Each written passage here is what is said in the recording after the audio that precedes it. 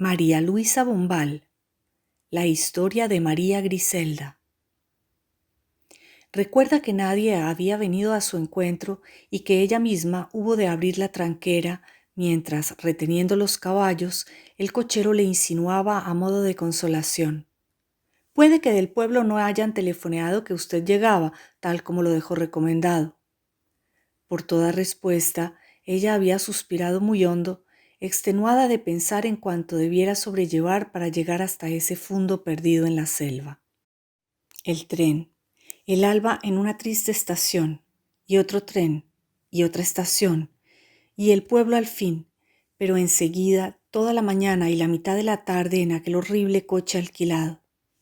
Un relámpago había desgarrado el cielo y tiritado lívido durante el espacio de un segundo. Luego fue un golpe sordo, un trueno, y otra vez el silencio espesándose. Ella había mirado entonces a su alrededor y notado de pronto que casi era invierno. Un trueno, un solo trueno, como un golpe de gong, como una señal. Desde lo alto de la cordillera el equinoccio anunciaba que había empezado a hostigar los vientos dormidos, a apurar las aguas, a preparar las nevadas. Y ella recuerda que el eco de ese breve trueno repercutió largamente dentro de su ser, penetrándola de frío y de una angustia extraña, como si le hubiera anunciado a sí mismo el comienzo de algo maléfico para su vida. En el último peldaño de la escalinata, un sapo levantaba hacia ella su cabecita trémula. «Está enamorado de María Griselda. Todas las tardes sale aquí a esperarla para verla cuando vuelve de su paseo a caballo», le explicó su hijo Fred, apartándolo delicadamente con el pie al pasar. «¿Y Alberto?», había preguntado ella una vez dentro de la casa, mientras comprobaba con la mirada el desorden y el abandono de las salas, una cortina desprendida, flores secas en los floreros, una chimenea muerta y repleta de periódicos chamuscados. «Está en el pueblo. Ha de volver esta misma tarde, creo». «Es una lástima que ahí, que lo saben y repiten todo en medio segundo, no le contasen de mi llegada. Pude haberme venido con él». «Fue mejor que no se viniera con él, mamá». Una serie de veladas alusiones temblaba en la voz de Fred, quien desde que saliera a abrirle la puerta de la casa esquivaba con obstinación mirarla de frente. «Prende la chimenea, Fred. Tengo frío». «¿Cómo? ¿Que no hay leña a mano? ¿Qué hace la mujer de Alberto?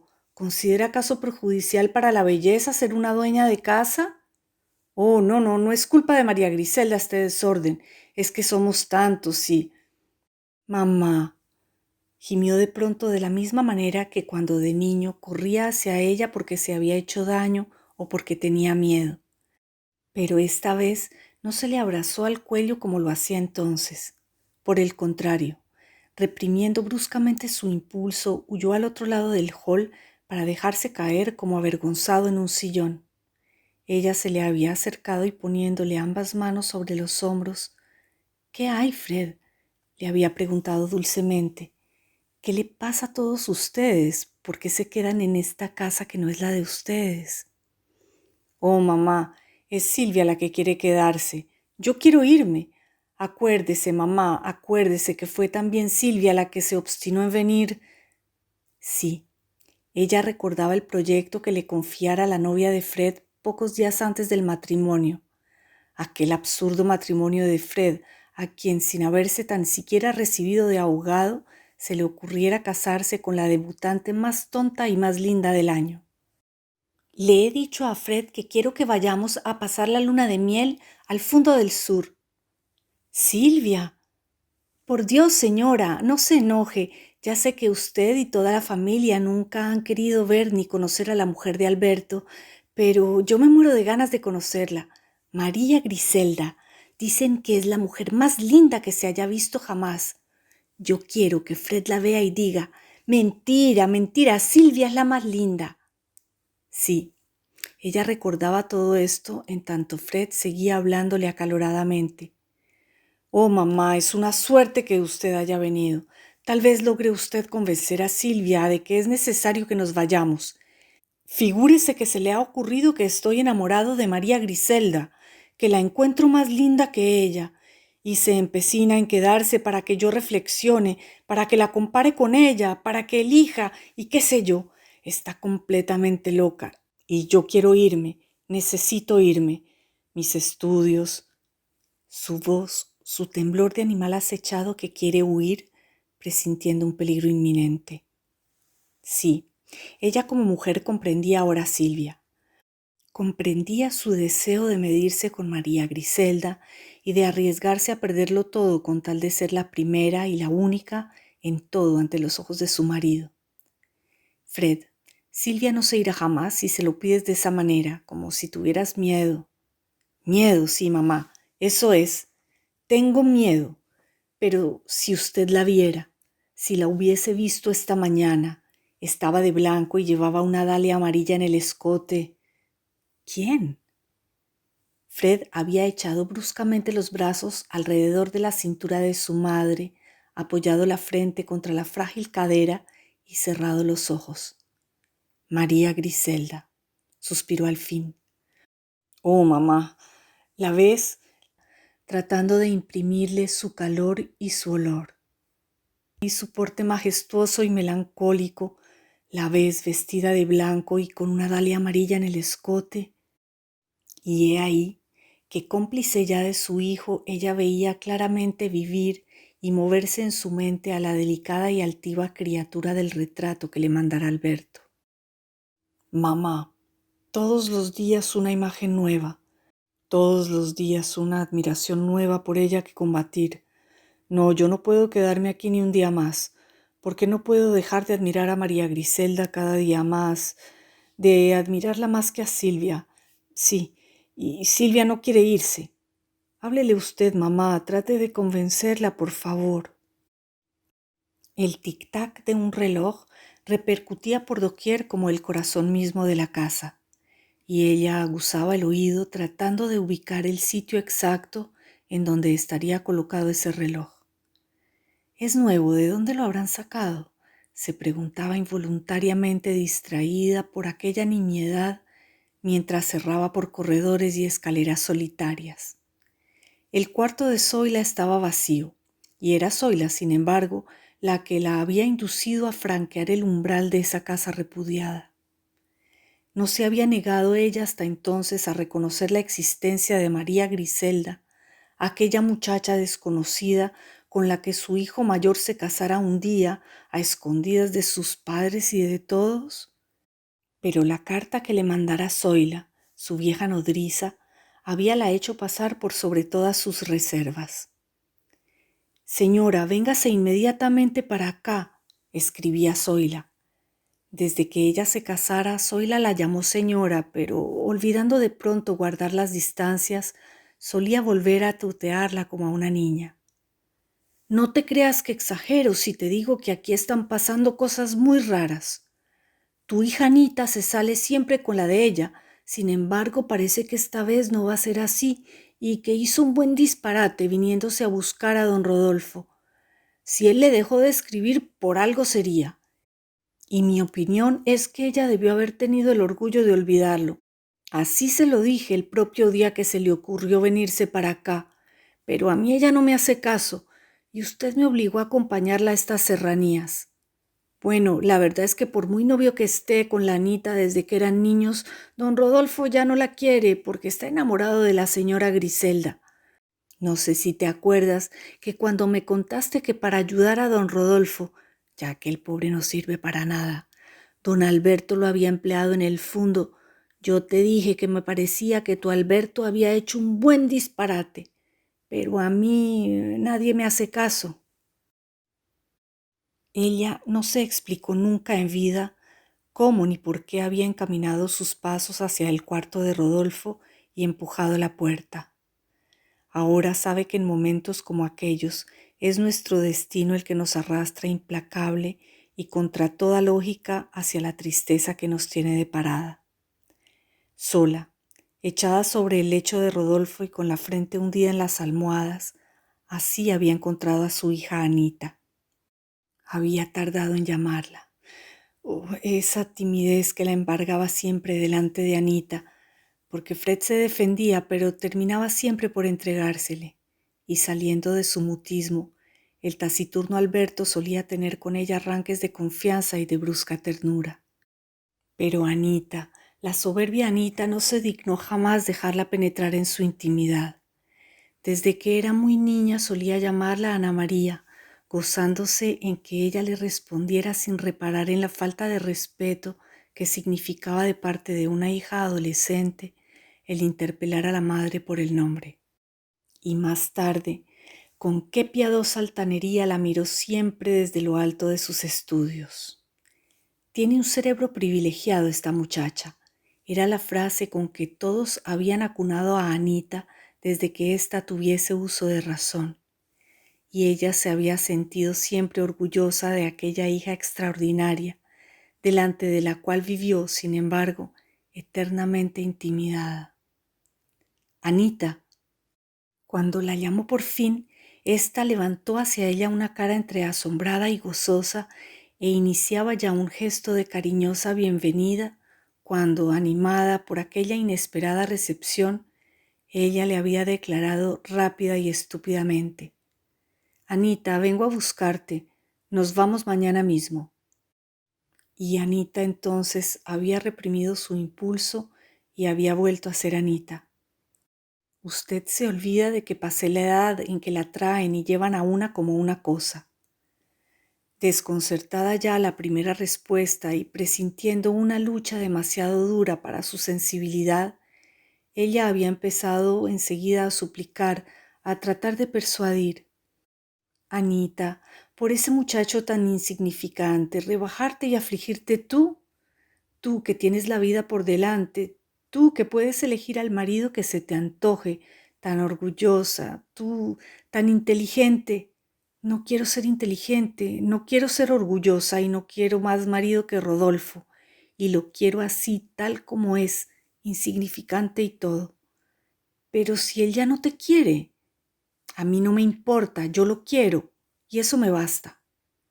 Anita, Anita regalona, ¿crees tú que es tu voluntad la que cuenta en este caso? No, Anita, créeme, una mujer no consigue nunca nada de un hombre que la ha dejado de querer. Vente conmigo, Anita, no te expongas a cosas peores. ¿A qué cosas? Ya que tú no le devuelves su palabra, Rodolfo es capaz de pedírtela un día de estos. No, ya no puede. ¿Y por qué no?, había preguntado ella ingenuamente. Porque ya no puede, si es que es un hombre y un caballero. ¡Anita! Ella había mirado a su hija mientras una oleada de sangre le abrazaba la cara. ¿Qué pretendes decirme? Eso mismo que acaba de pensar. No, había gritado, y la otra mujer que había en ella tratándose de sus hijos se había revelado con inmensa cólera. ¡Ah, el infame! ¡El infame! ¡Se ha atrevido! Tu padre, sí, tu padre va a matarlo. Y yo a ese cobarde. Cálmese, mamá. Rodolfo no tiene la culpa. Él no quería. Fui yo la que quise. No, él no quería, no quería. La voz se había quebrado en un sollozo y hundiendo nuevamente en la cara en la almohada de Rodolfo, la orgullosa Anita se había echado a llorar como un niño. No quería. Yo lo busqué y lo busqué hasta que era la única manera de que no me dejara, la única manera de obligarle a casarse, porque ahora usted tiene que ayudarme, tiene que decirle que lo sabe todo, obligarlo a casarse mañana mismo, porque él pretende esperar y yo tengo miedo, no quiero esperar, porque yo lo adoro, lo adoro. Anita lloraba y ella se había tapado la boca con las manos, pero no lograba llorar. ¿Cuánto rato estuvo así muda, yerta, anonadada? No recuerda. Solo recuerda que como se escurriera al fin del cuarto, sin mirar a Anita, aquel reloj invisible empezó a sonar de nuevo su estruendoso tic-tac, como si emergiera de golpe junto con ella de las aguas heladas de un doloroso periodo de estupor. Bajando al primer piso, había abierto impulsivamente la puerta del que fuera el cuarto de Alberto, y como considerara sorprendida aquel cuarto ahora totalmente transformado por una mano delicada y graciosa, oyó unos pasos en el corredor. «Es ella», se dijo conmovida bruscamente. Pero no era María Griselda, era Zoila. «Por Dios, señora, recién me avisan que ha llegado. Yo andaba por la lavandería y nadie para recibirla». «Qué pálida estás. ¿Que no te sientes bien?»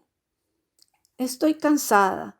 ¿Y eso qué es? Esas caras pegadas a los vidrios». Ya se apartaron.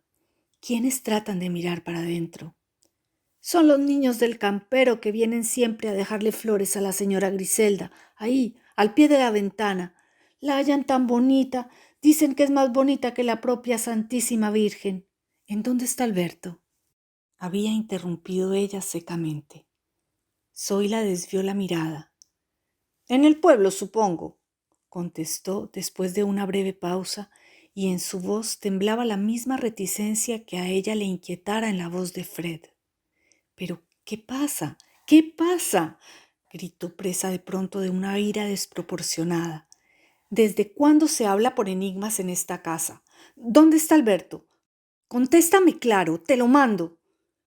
Una cortesía exagerada y mordaz solía ser la reacción de Zoila ante las inconsecuencias o las violencias de los patrones. «¿La señora me ordena decirle en dónde está Alberto?», le había preguntado suavemente. «Sí, claro». «Pues tomando, por alguna parte ha de estar.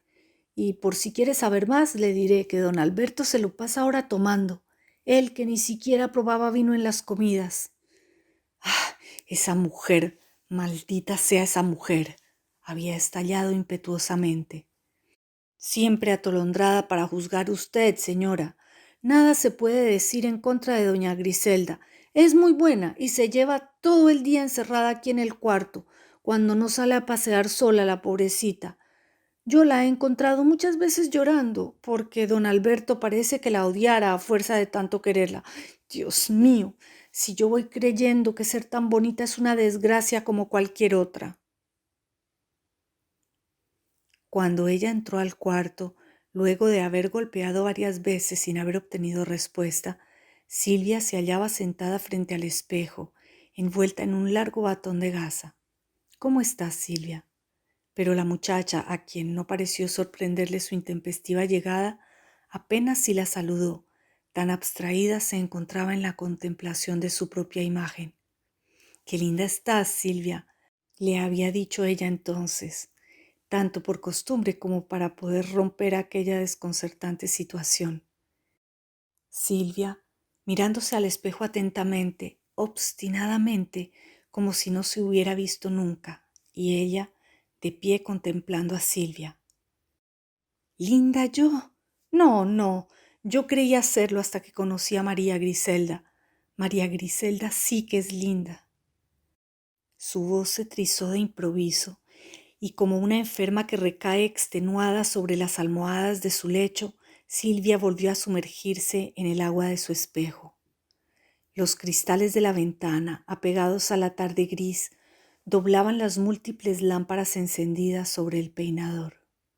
En el árbol más cercano, un chuncho desgarraba incesante su pequeño grito misterioso y suave. «Silvia, Fred acaba de decirme lo mucho que te quiere», había empezado ella, pero la muchacha dejó escapar una risa amarga.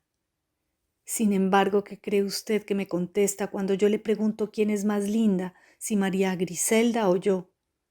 Te dirá que tú eres la más linda, naturalmente». «No», me contesta, «son tan distintas». «Lo que quiere decir que te halla más linda a ti». «No, lo que quiere decir es que halla más linda a María Griselda y no se atreve a decírmelo». «Y aunque así fuera, ¿qué te puede importar? ¿No eres acaso tú la mujer que él quiere?». Sí, pero no sé lo que me pasa. Oh, señora, ayúdeme, no sé qué hacer. Me siento tan desgraciada». Y he aquí que la muchacha había empezado a explicarle su mísero tormento. ¿Por qué esa sensación de inferioridad en que la sumía siempre la presencia de María Griselda. Era raro. Ambas tenían la misma edad y sin embargo María Griselda la intimidaba. Y no era que ésta fuera orgullosa, no, por el contrario, era dulce y atenta y muy a menudo venía a golpear la puerta de su cuarto para conversar con ella. ¿Por qué la intimidaba? Por sus gestos, tal vez, por sus gestos tan armoniosos y seguros. Ninguno caía desordenado como los de ella, ninguno quedaba en suspenso. No, no le tenía envidia. Fred no le decía acaso a ella: eres más rubia que los trigos, tienes la piel dorada y suave como la de un durazno maduro, eres chiquita y graciosa como una ardilla y tantas otras cosas. Sin embargo, ¿por qué ella deseaba comprender por qué razón cuando veía a María Griselda, cuando se topaba con sus ojos estrechos de un verde turbio, no le gustaban ya sus propios ojos azules límpidos y abiertos como estrellas? ¿Y por qué le parecía vano haberse arreglado horas frente al espejo y encontraba ridícula esa sonrisa suya tan alabada con la que se complacía en mostrar sus maravillosos dientes pequeñitos y blancos? Y mientras Silvia hablaba y hablaba, y ella repetía y repetía el mismo argumento: Fred te quiere, Fred te quiere, en el árbol más cercano, el chuncho seguía desgarrando su breve grito insidioso y regular. Ella recuerda cómo al dejar a Silvia sintió de pronto esa ansia irresistible de salir al aire libre y caminar que se apodera del cuerpo en los momentos en que el alma se ahoga. Y fue así que, como ganara la tranquera, se encontró a Rodolfo reclinado a uno de sus postes, fumando y en actitud de espera. Rodolfo. Ella lo había visto nacer, crecer, frívolo, buen muchacho y a ratos más afectuoso con ella que sus propios hijos. Y él ahora aquí aceptando el beso con que él se apresuraba a saludarla, sorprendida de no sentir al verlo nada de lo que creía que iba a sentir, ni cólera ni despecho, solo la misma avergonzada congoja que la embarcara delante de Anita. ¿Esperabas a Alberto?, preguntó al fin por decir algo. No, a María Griselda. Hace ya una hora que debiera haber vuelto. No me explico por qué ha alargado tanto su paseo esta tarde.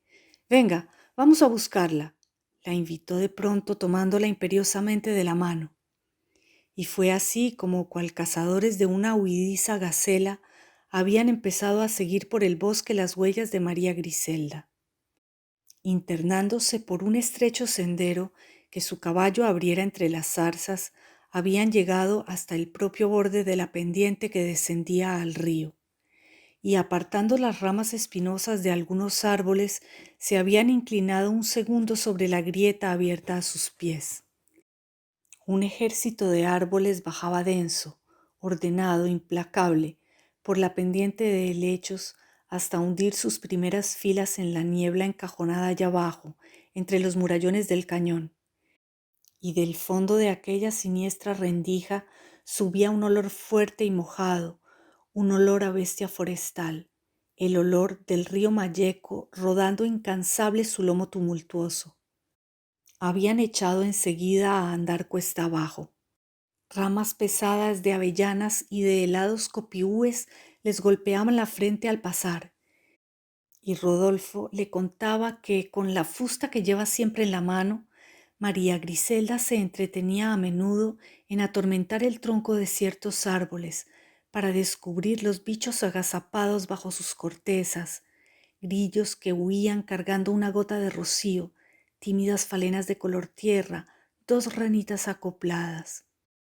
Y bajaron la empinada cuesta hasta internarse en la neblina que se estancaba en lo más hondo de la grieta, allí en donde no había pájaros, en donde la luz se espesaba lívida, en donde el fragor del agua rugía como un trueno sostenido y permanente. Un paso más y se habían hallado al fondo del cañón y enfrente mismo del monstruo. La vegetación se detenía al borde de una estrecha playa de guijarros, opacos y duros como el carbón de piedra. Mal resignado en su lecho, el río corría a borbotones, estrellando enfurecido un agua agujereada de remolinos y de burbujas negras. El Malleco. Rodolfo le explicó que María Griselda no le tenía miedo y le mostró, erguido allí, en medio de la corriente, el peñón sobre el que acostumbraba a tenderse largo a largo, soltando a las aguas sus largas trenzas y los pesados pliegues de su amazona, y le contó cómo, al incorporarse ella, solía hurgaba riendo su cabellera chorreante para extraer de entre ésta, cual una horquilla olvidada, algún pececito plateado, regalo vivo que le ofrendara el Malleco, porque el Malleco estaba enamorado de María Griselda. María Griselda la habían llamado hasta que la penumbra del crepúsculo empezara a llenar el fondo del cañón y desesperanzados se decidieran a trepar de vuelta a la cuesta por donde el silencio de la selva les salía nuevamente al encuentro a medida que iban dejando atrás el fragor incansable del Malleco. La primera luciérnaga flotó delante de ellos. La primera luciérnaga. A María Griselda se le posa siempre sobre el hombro como para guiarla, le había explicado Rodolfo súbitamente enternecido. Una zorra lanzaba a ratos su eructo macabro y estridente, y de la quebrada opuesta le contestaba otra enseguida con la precisión del eco. Los copiúes empezaban a abrir sigilosos sus pesados pétalos de cera y las madreselvas se desplomaban sudorosas a lo largo del sendero. La naturaleza entera parecía suspirar y rendirse extenuada. Y mientras ellos volvieron por un camino diferente del que vinieron, siguiendo siempre afanosos la huella de María Griselda, ella había logrado vencer al fin la timidez y el cansancio que la embargaba. Rodolfo, he venido a saber lo que pasa entre Anita y tú. ¿Es cierto que ya no la quieres? Ella había interrogado con cautela, aprontándose a una negativa o a una evasiva, pero él, con qué impudor, con vehemencia, habíase acusado de inmediato. Sí, era cierto que ya no quería a Anita, y era cierto lo que decían, que estaba enamorado de María Griselda. Pero él no se avergonzaba de ello, no, Griselda ni nadie, solo Dios por haber creado a un ser tan prodigiosamente bello era el de la culpa. Y tan era así que él no tenía culpa que el propio Alberto, sabiendo de su amor, en lugar de condenarlo, lo compadecía y le permitía seguir trabajando en el fondo porque comprendía, sabía que una vez que se había conocido a María Griselda era necesario poder verla todos los días para lograr seguir viviendo. Verla, y sin embargo, él evitaba siempre mirarla de repente, miedoso, temeroso de que el corazón pudiera detenérsele bruscamente, como quien va entrando con prudencia en un agua glacial, así va él enfrentando de a poco la mirada de sus ojos verdes, el espectáculo de su luminosa palidez. Y no, nunca se cansaría de verla, nunca su deseo por ella se agotaría porque nunca la belleza de aquella mujer podría llegar a serle totalmente familiar, porque María Griselda cambiaba imperceptiblemente según la hora, la luz y el humor, y se renovaba como el follaje de los árboles, como la faz del cielo, como todo lo vivo y natural. Anita era linda, ella también, y él la quería de verdad, pero ella recuerda que el nombre de su hija, entremezclado de golpe a semejante confesión, vino a herirla de una manera inesperada. No hablemos ahora de Anita. Había interrumpido violentamente. Luego, apuremos el paso que se hace tarde, y Rodolfo había respetado su silencio mientras guiándola en la oscuridad del bosque la ayudaba a salvar las enormes raíces convulsas que se encrespaban casi a 1 metro del suelo. Solo cuando más adelante un revuelo de palomas vino a azotarles la frente. Son las palomas de María Griselda. No se había podido impedir de explicarle aún con devoción. María Griselda, María Griselda. Ella recuerda que en medio de la escalinata su pie había tropezado con algo blando, con aquel sapo esperando él también eternamente a María Griselda. Y recuerda cómo una oleada de ira la había doblado para cogerlo brutalmente entre sus dedos crispados y arrojarlo lejos. Luego echó a correr hasta su cuarto con el puño cerrado y la horrorosa sensación de haber estrujado en la mano una entraña palpitante y fría. ¿Cuánto tiempo dormitó extenuada? No sabe. Solo sabe que ruido, cerrojos descorridos por una mano insegura y sobre todo una voz ronca, desconocida y sin embargo muy parecida a la voz de Alberto, vinieron a desgarrar su entresueño. Zoila no había mentido, no, ni tampoco Fred la había alertado en vano, porque aquello era su hijo Alberto que llegaba ebrio y hablando solo. Ella recuerda cómo, aguzando el oído, había sostenido un instante en pensamiento unos pasos rotos a lo largo del corredor. Luego, sí, debió haber dormitado nuevamente hasta que el estampido de aquel balazo en el jardín, junto con un inmenso revuelo de alas asustadas, la impulsara a saltar de la cama y a correr fuera del cuarto. La puerta del corredor, abierta de par en par hacia una noche palpitante de relámpagos y tardías luciérnagas, y en el jardín un hombre persiguiendo, revólver en mano, a las palomas de María Griselda. Ella lo había visto derribar una y otra y precipitarse sobre sus cuerpos mullidos, no consiguiendo aprisionar entre sus palmas ávidas, sino cuerpos a los cuales se apegaban unas pocas plumas mojadas de sangre. «Alberto», había llamado ella. «Hay algo que huye siempre en todo», había gemido entonces aquel hombre cayendo entre sus brazos. «Como en María Griselda», gritó casi enseguida desprendiéndose. «¿De qué le sirve decirme soy tuya, si apenas se mueve la siento lejana, apenas se viste me parece que no la he poseído jamás?» Y Alberto había empezado a explicarle la angustia que lo corroía y destruía, así como a todos los habitantes de aquella sombría mansión. Sí, era en vano que para tranquilizarse él rememoraba y contara por cuántos y cuán íntimos abrazos Griselda estaba ligada a él. En vano, porque apenas se apartaba del suyo, el cuerpo de María Griselda parecía desprendido y ajeno desde siempre y para siempre de la vida física de él. Y en vano, entonces él se echaba nuevamente sobre ella, tratando de imprimirle su calor y su olor. De su abrazo desesperado, María Griselda volvía a resurgir distante y como intocada. «Alberto, Alberto, hijo mío», ella trataba de hacerlo callar recordándole que era su madre. Pero él seguía hablando y paseándose desordenadamente por el corredor, sin atender a sus quejas ni a la presencia de Fred, quien habiendo también corrido en alarma los tiros, lo consideraba con tristeza. ¿Celos? Tal vez pudiera ser lo que fuesen. Extraños celos. Celos de ese algo de María Griselda que se le escapaba siempre en cada abrazo. Esa angustia incomprensible que lo torturaba. ¿Cómo lograr captar, conocer y agotar cada uno de los movimientos de esa mujer?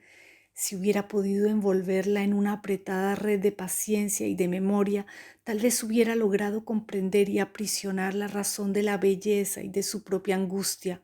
Pero no podía, porque no bien su furia amorosa comenzaba a enternecerse en la contemplación de las redondas rodillas ingenuamente aparejadas, la una detrás de la otra, cuando ya los brazos empezaban a desperezarse armoniosos y aún no había él aprendido las 1000 ondulaciones que este ademán imprimió a la esbelta cintura cuando... No, no. ¿De qué servía poseerla si... No pudo seguir hablando.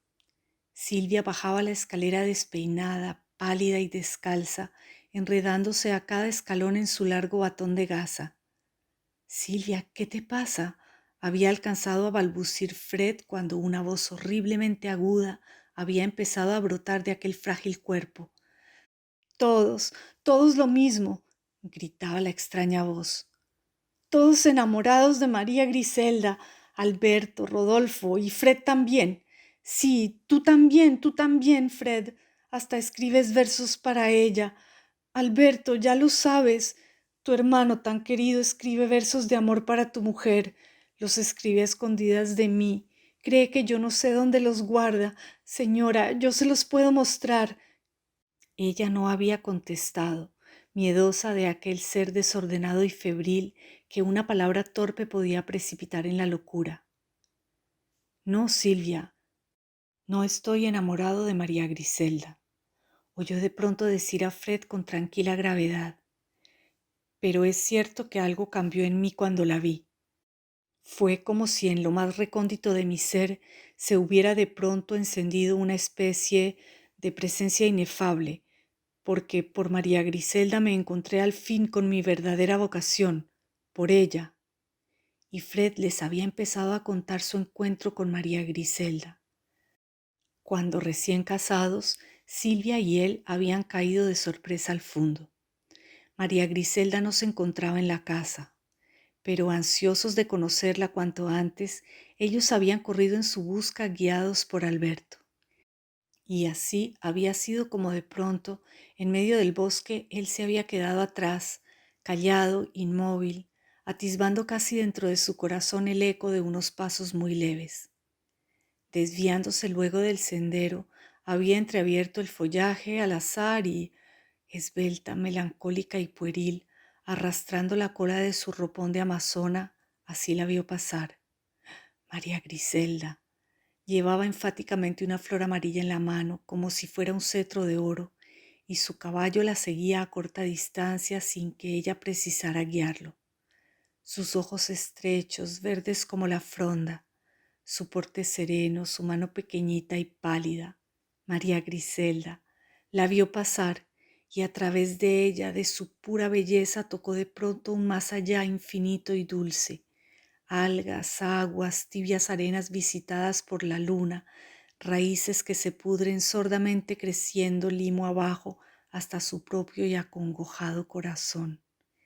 Del fondo de su ser empezaron a brotar exclamaciones extasiadas, músicas nunca escuchadas, frases y notas hasta entonces dormidas dentro de su sangre y que ahora, de pronto, ascendían y recaían triunfalmente junto con su soplo, con la regularidad de su soplo. Y supo de una alegría a la par grave y liviana, sin nombre y sin origen, y de una tristeza resignada y rica de desordenadas sensaciones. Y comprendió lo que era el alma, y la admitió tímida, vacilante y ansiosa, y aceptó la vida tal cual era, efímera, misteriosa e inútil, con su mágica muerte que tal vez no conduce a nada. Y suspiró, supo al fin lo que era suspirar, porque debió llevarse las dos manos al pecho, dar unos pasos y echarse al suelo entre las altas raíces. Y mientras en la oscuridad creciente largamente lo llamaban, lo buscaban, ¿recuerdan? Él, con la frente hundida en el césped, componía sus primeros versos. Así hablaba Fred. Entre tanto, Silvia retrocedía lentamente, muda y a cada segundo más pálida y más pálida. Y, oh Dios mío, ¿quién hubiera podido prever aquel gesto en aquella niña mimada tan bonita y tan tonta? Apoderándose rápidamente del revólver que Alberto tirara descuidadamente momentos antes sobre la mesa, se había abocado el caño contra la sien y sin cerrar tan siquiera los ojos, valientemente, como lo hacen los hombres, había apretado el gatillo. Mamá, venga, María Griselda se ha desmayado y no la puedo hacer volver. Lo que de aquel horrible drama pudiese herir a su mujer fue lo único que afectara a Alberto desde el primer momento. El resorte que lo hiciera automáticamente precipitarse, no hacia Silvia fulminada, sino hacia la puerta de su propio dormitorio con el fin de impedir a María Griselda todo acceso a la desgracia que sin querer ésta había provocado. Venga, mamá, que no la puedo hacer volver. Venga, por Dios. Ella había acudido y una vez dentro del cuarto se había acercado con odio y sigilo hasta el borde del gran lecho conyugal, indiferente a las frases de estúpido apremio con que la hostigaba Alberto. María Griselda estaba desmayada, Sin embargo, boca arriba y a flor de las almohadas, su cara emergía serena. Nunca, nunca había ella visto cejas tan perfectamente arqueadas. Era como si una golondrina afilada y sombría hubiese abierto las alas sobre los ojos de su nuera y permaneciera detenida allí en medio de su frente blanca. Las pestañas oscuras, densas y brillantes. ¿En qué sangre generosa y pura debían hundir sus raíces para crecer con tanta violencia? Y la nariz, la pequeña nariz orgullosa de aletas delicadamente abiertas, y el arco apretado de la boca encantadora, y el cuello grácil, y los hombros henchidos como frutos maduros, y, como debiera por fin atenderla en su desmayo, ella se había prendido de la colcha y echándola hacia atrás, destapado de golpe el cuerpo a medio desvestir. ¡Ah! Los senos, duros y pequeños, muy apegados al torso, con esa fina vena azul celeste serpenteando entre medio, y las caderas redondas y mansas, y las piernas interminables. Alberto se había apoderado del candelabro, cuyos velones goteaban, y suspendiéndolo, insensato, sobre la frente de su mujer. «Abre los ojos, abre los ojos», le gritaba, le ordenaba, le suplicaba. Y como por encanto, María Griselda había obedecido medio inconsciente. ¡Ah! Sus ojos. ¿De cuántos colores estaba hecho el color uniforme de sus ojos? ¿De cuántos verdes distintos su verde sombrío? No había nada más minucioso ni más complicado que una pupila, que la pupila de María Griselda. Un círculo de oro, uno verde claro, otro de un verde turbio, otro muy negro, y de nuevo un círculo de oro y otro verde claro y, total, los ojos de María Griselda. Esos ojos de un verde igual al musgo que se adhiere a los troncos de los árboles mojados por el invierno, esos ojos al fondo de los cuales titilaba y se multiplicaba la llama de los velones. Toda esa agua refulgente contenida allí, como por milagro, con la punta de un alfiler pinchar esas pupilas, habría sido algo así como rajar una estrella. Estaba segura que una especie de mercurio dorado hubiera brotado al instante, escurridizo, para quemar los dedos del criminal que se hubiera atrevido. María Griselda, esta es mi madre, había explicado Alberto a su mujer, ayudándola a incorporarse en las almohadas. La verde mirada se había prendido de ella y palpitado, aclarándose por segundos. Y de golpe ella había sentido un peso sobre el corazón. Era María Griselda que había echado la cabeza sobre su pecho. Atónita, ella había permanecido inmóvil y conmovida por una extraña, una inmensa, desconcertante emoción. Perdón, había dicho de pronto una voz grave, porque perdón había sido la primera palabra de María Griselda, y un grito se le había escapado instantáneamente a ella del fondo mismo de su honda ternura. ¿Perdón de qué? ¿Tienes tú acaso la culpa de ser tan bella? Ah, señora, si usted supiera. No se acuerda bien en qué términos había empezado entonces a quejarse María Griselda de su belleza como de una enfermedad, como de una tara. Siempre, siempre había sido así, decía. Desde muy niña hubo de sufrir por causa de su belleza. Sus hermanas no la querían y sus padres, como para compensar a sus hermanas toda la belleza que le habían entregado a ella, dedicaron siempre a ésta su cariño y su fervor. En cuanto a ella, nadie la mimó jamás y nadie podía ser feliz a su lado. Ahí estaba Alberto, amándola con ese triste amor sin afecto que parecía buscar y perseguir algo a través de ella, dejándola a ella misma desesperadamente sola. Anita sufriendo por causa de ella, y Rodolfo también, y Fred, y Silvia. ¡Ah, la pobre Silvia! Un hijo, Si pudiera tener un hijo, tal vez al verla materialmente ligada a él por un hijo, el espíritu de Alberto lograría descansar confiado, pero no parecía ya como que estuviese elegida y predestinada a una solitaria belleza que la naturaleza, quién sabe por qué, la vedaba hasta de prolongar. Y en su crueldad, ni siquiera el nimio privilegio de un origen visible parecía haber querido otorgarle el destino, porque sus padres no se parecían nada a ella, ni tampoco sus abuelos, y en los viejos retratos de familia nunca se pudo encontrar el rasgo común, la expresión que la pudiera hacer reconocerse como el eslabón de una cadena humana. Ah, la soledad, todas las soledades. Así hablaba María Griselda, y ella recuerda cómo su rencor se había ido esfumando a medida que la escuchaba hablar. Recuerda el fervor, la involuntaria gratitud hacia su nuera que la iba invadiendo por cada uno de los gestos con que ésta la acariciara, por cada una de las palabras que le dirigiera.